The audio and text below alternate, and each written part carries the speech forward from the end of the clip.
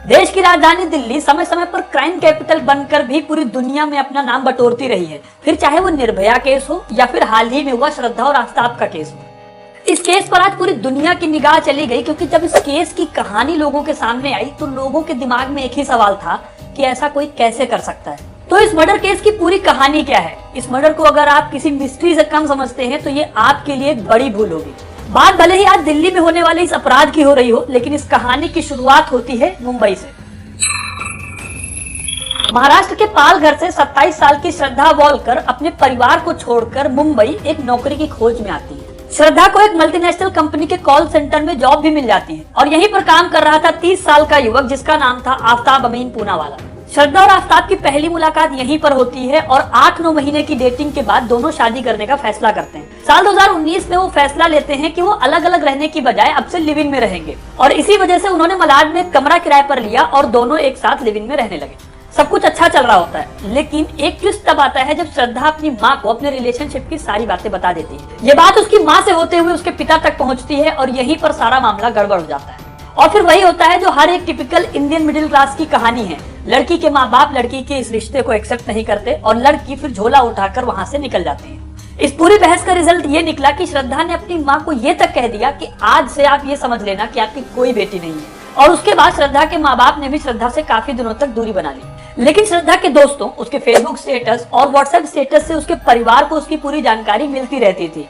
इसी दौरान 23 जनवरी साल 2020 को श्रद्धा की माँ सुमन की मौत हो जाती है।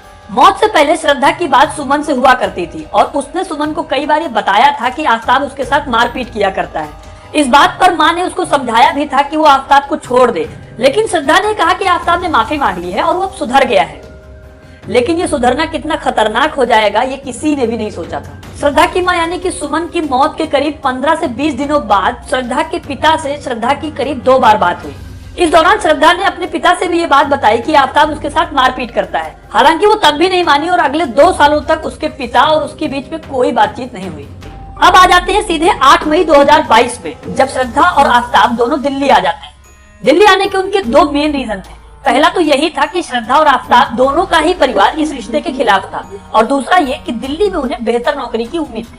कुछ दिन होटल में बिताने के बाद दोनों छतरपुर के पास एक कमरा किराए पर ले लेते हैं। जहाँ श्रद्धा अभी भी नौकरी की तलाश में थी, वहीं पर आफ्ताब को एक कॉल सेंटर में नौकरी मिल चुकी।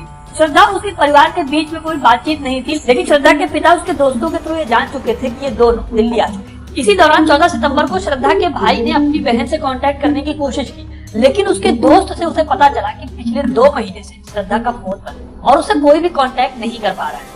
श्रद्धा के दूसरे दोस्तों ने भी बताया कि वैसे तो 2 से 3 दिनों में हर बार श्रद्धा कॉल कर लेती थी, लेकिन पिछले 2 महीने से उसका फोन लगातार स्विच ऑफ जा रहा है। ये सुनकर श्रद्धा के परिवार वाले घबरा गए और उन्होंने पालघर के मणिपुर थाने में अपनी बेटी की गुमशुदगी की रिपोर्ट दर्ज कराई। अब क्योंकि श्रद्धा दिल्ली के छतरपुर में गायब हुई थी, इस वजह से इस केस को दिल्ली में मेहरौली थाने में ट्रांसफर कर दिया गया, क्योंकि छतरपुर मेहरौली थाने के अंतर्गत आता है। 9 नवंबर को श्रद्धा के पिता ने मेहरौली थाने में पुलिस को सारी बात बताई। उन्होंने आफ्ताब और श्रद्धा के लिव इन रिलेशनशिप की बात भी बताई और पुरानी बातें जो श्रद्धा ने उनसे शेयर की थी वो भी बताई। और इसके बाद पुलिस ने आफ्ताब के फोन में झांकना शुरू कर दिया। अपनी तफ्तीश में पुलिस को ये पता चलता है कि आफ्ताब का फोन मई से ही दिल्ली में है और उन्हें ये भी पता चलता है कि 19 मई के बाद से ही श्रद्धा का फोन बंद है। और ये बात काफी हैरान करने वाली थी। इसी वजह से आफ्ताब से पुलिस ने पूछताछ करनी शुरू कर दी। इस पूछताछ में आफ्ताब पुलिस को एक कहानी सुनाता है। वो कहता है कि श्रद्धा और आफ्ताब का 19 मई के दिन झगड़ा होता है और इस झगड़े की वजह से श्रद्धा उसे छोड़कर चली जाती है, जिसके बाद से उससे कोई कांटेक्ट नहीं हुआ। अपनी इन्वेस्टिगेशन के दौरान पुलिस ने आफ्ताब के घर की तलाशी ली, लेकिन वहाँ पर उन्हें कुछ भी इंटरेस्टिंग नहीं मिला। लेकिन यहाँ पर एक बात इंटरेस्टिंग ये थी कि आफ्ताब अपने हर एक सवाल के जवाब को कॉन्ट्रडिक्ट कर रहा था और यहीं पर पुलिस को शक हुआ कि आफ्ताब कुछ तो बड़ी चीज छिपा रहा है। और आफ्ताब पर शक गहरा होने के बाद जब पुलिस ने सख्ती से उससे पूछताछ की तो उसने एक ऐसी कहानी सुनाई जो इससे पहले शायद ही दिल्ली के किसी पुलिस स्टेशन ने सुनी। आफ्ताब ने 18 मई की रात की कहानी सुनाई, जब इन दोनों के बीच में झगड़ा हुआ और झगड़ा उसी पुरानी बात को लेकर था। श्रद्धा जहां आफ्ताब पर शादी का दबाव बना रही थी, वहीं आफ्ताब उसकी इस बात को टाल रहा था। लेकिन उस रात ये झगड़ा इतना बढ़ गया कि आफ्ताब ने श्रद्धा का गला जोर से पकड़ लिया और उसे तब तक दबाए रखा जब तक वो मर नहीं गई। क्राइम तो उसने कर दिया था और जब उसे लगा कि वो पकड़ा जाएगा तो उसने ठंडे दिमाग से सोचना शुरू किया कि इस लाश को ठिकाने कैसे लगाया जाए। आपको जानकर हैरानी होगी कि 18 मई की रात को वो पूरी रात डेड बॉडी के साथ रहा और अगले दिन वो जाकर मार्केट से एक बड़ा वाला फ्रिज खरीद कर लाया और एक आरी भी।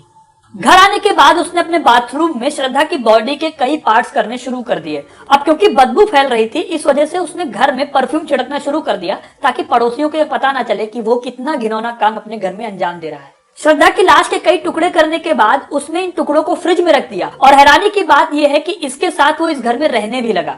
अब उसके पास कुल 35 प्लास्टिक बैग थे जिनमें श्रद्धा की लाश के अलग अलग टुकड़े थे और उसके पास इन टुकड़ों को ठिकाने लगाने की जिम्मेदारी थी और इसीलिए एक एक करके इन 35 टुकड़ों को छतरपुर के जंगलों में फेंकने लगा ताकि कोई जानवर इन्हें खा जाए और किसी को पता भी ना चले। और ऐसा करते करते सिर्फ 18 दिनों में उसने श्रद्धा की लाश को दिल्ली के फॉरेस्ट एरिया में ठिकाने लगा दिया। आपको जानकर हैरानी होगी कि उसे इस काम को करने का आइडिया एक अमेरिकन वेब सीरीज डेक्स्टर से आया था।